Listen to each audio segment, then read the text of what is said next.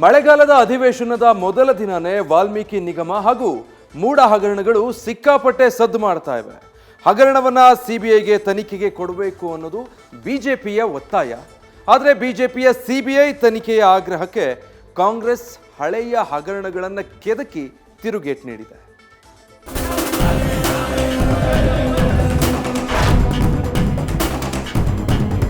ಮುಖ್ಯಮಂತ್ರಿಗಳಿಗೆ ನಿಜವಾಗ್ಲೂ ಕೂಡ ತಾಕತ್ತಿದ್ರೆ ಮುಖ್ಯಮಂತ್ರಿಗಳ ರಾಜೀನಾಮೆ ಕೇಳೋದು ಕೇವಲ ಇದೊಂದು ರಾಜಕೀಯ ಸ್ಟಂಟ್. ಇದು ಸಿಬಿಐ ತನಿಖೆ ಕೊಡಬೇಕು.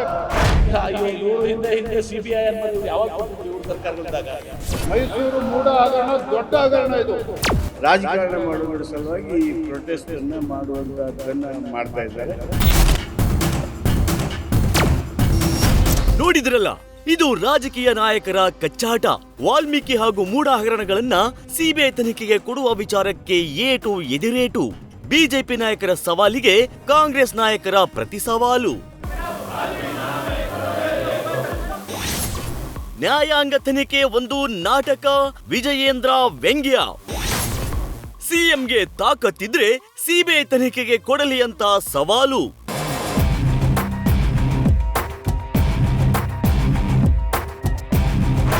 ವಾಲ್ಮೀಕಿ ಹಾಗೂ ಮೂಡ ಬಹುಕೋಟಿ ಹಗರಣ ಸರ್ಕಾರಕ್ಕೆ ಪೀಕಲಾಟ ತಂದಿದೆ.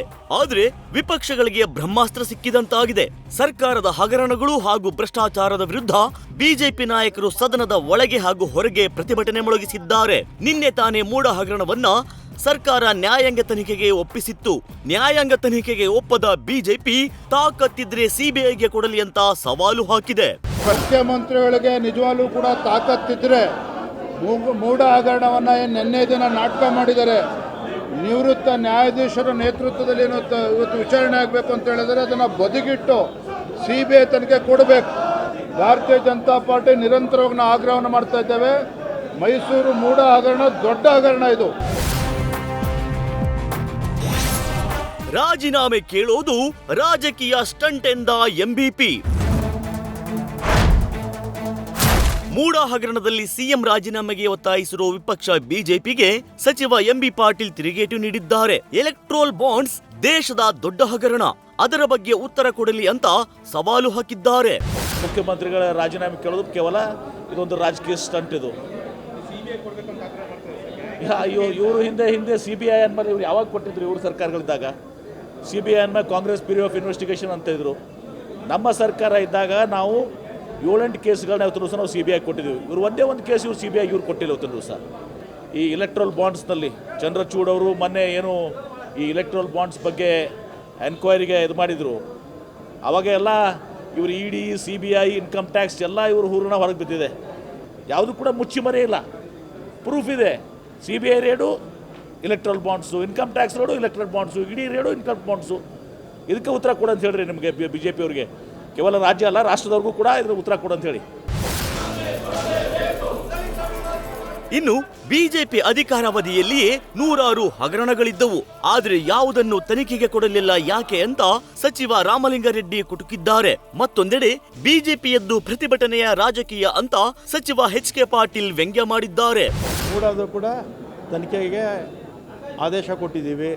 ಬಿಜೆಪಿಯವರು ಅವ್ರ ಕಾಲದಲ್ಲಿ ಯಾವುದನ್ನು ಮಾಡಿದ್ರು, ನೂರಾರು ಹಗರಣಗಳಿತ್ತು ಅವ್ರದ್ದು. ಯಾರು ಅದನ್ನು ತನಿಖೆನೇ ಮಾಡಲಿಲ್ಲ. ಅವರು ಕೋರ್ಟ್ ಡೈರೆಕ್ಷನ್ಸ್ ಬಂದಾಗ ತನಿಖೆಗೆ ಆದೇಶ ಮಾಡಿದ್ರೆ ಹೊರತು ಯಾವತ್ತೂ ಮಾಡಲಿಲ್ಲ. ನಾವು ಪಾರದರ್ಶಕವಾಗಿದ್ದೀವಿ, ಅದಕ್ಕೆ ನಾವು ತನಿಖೆ ಮಾಡ್ತೀವಿ. ಅವರ ಪಾರದರ್ಶಕ ಇರಲಿಲ್ಲ, ಅದಕ್ಕೆ ಅವರು ತನಿಖೆ ಮಾಡ್ತಿರಲಿಲ್ಲ. ವಿಧಾನಸಭೆ ನಡೀತಾ ಇದೆ, ವಿಧಾನ ಪರಿಷತ್ ನಡೀತಾ ಇದೆ. ಅವರು ಒಳಗೆ ಚರ್ಚೆ ಮಾಡ್ಬೋದು. ರಾಜಕಾರಣ ಮಾಡೋದ್ರ ಸಲುವಾಗಿ ಈ ಪ್ರೊಟೆಸ್ಟನ್ನು ಮಾಡುವಂಥದ್ದನ್ನು ಮಾಡ್ತಾ ಇದ್ದಾರೆ. ಸೂಕ್ತವಾದದ್ದಲ್ಲ. ವಿಧಾನಸಭೆ, ವಿಧಾನ ಪರಿಷತ್ತಿಗೆ ಇದು ಗೌರವ ತರುವಂಥ ವಿಚಾರ ಅಲ್ಲ. ಒಟ್ಟಾರೆ ವಾಲ್ಮೀಕಿ ಮೂಡ ಹಗರಣಗಳ ವಿಚಾರಕ್ಕೆ ಆಡಳಿತ ವಿಪಕ್ಷಗಳ ನಡುವೆ ವಾಗ್ಯುದ್ಧ ತಾರಕಕ್ಕೇರಿದೆ. ಸದನದ ಒಳಗೂ ಸಿಕ್ಕಾಪಟ್ಟೆ ಸದ್ದು ಮಾಡ್ತಿವೆ. ವಿಪಕ್ಷಗಳ ಆಗ್ರಹಕ್ಕೆ ಸರ್ಕಾರ ಮಣಿಯುತ್ತಾ ಹಗರಣಗಳನ್ನ ಸಿಬಿಐ ತನಿಖೆಗೆ ಕೊಡುತ್ತಾ ಅನ್ನೋದನ್ನ ಕಾದು ನೋಡಬೇಕಿದೆ. ಶಿವಪ್ರಸಾದ್ ಜೊತೆ Harish Kakol, political bureau, news first. News first ನಿರ್ಭೀತಿಯಿಂದ ನಿಮ್ಮ ಪರವಾಗಿ.